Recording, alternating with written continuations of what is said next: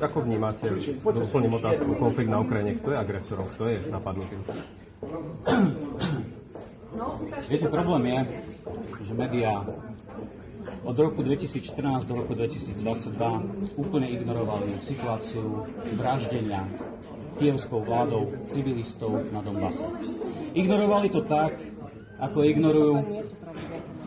ignorovali to na takej istej úrovni, ako je dnes prebieha vraždenie v Gaze.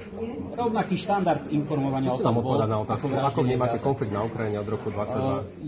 Je na najvýš vidno, že je to propaganda, pretože ak niekto povie, že pláče, že bolo zranené jedno ukrajinské dieťa, ale nevadí mu, že je hladomor a ešte povie, že sú tam naštafírované deti.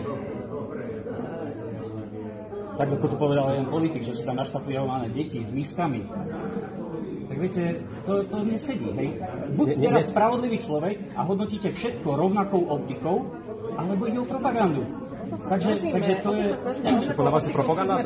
Masové vraždy, hroby, nevinné civilné obete za posledné 3 roky vojny?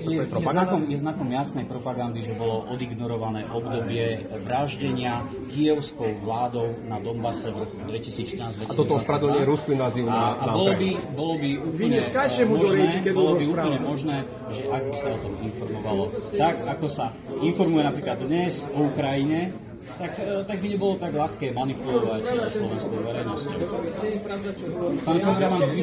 Pán kameraman,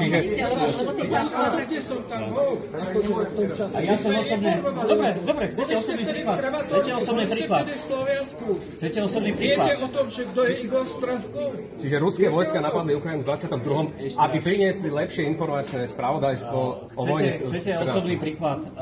Ja som organizoval veľké podujatia, prichádzali mi Ukrajinci, väčšina Ukrajincov... No vidíš, už keď ti nepasuje, tak zrušíš. Na 9. krát som nedostal odpoveď na svoju otázku. Je to v poriadku? Buď seriózny. Ja som 9 krát položil tú istú otázku. Ja som seriózny voči tebe. Ja som položil 9 krát. Je to v poriadku. Ale nezvočíš. Tá počkaj, tá nedvojote, no nám mu dáva tá počkaj. Ja som sa poďakoval, ďakujem pekne.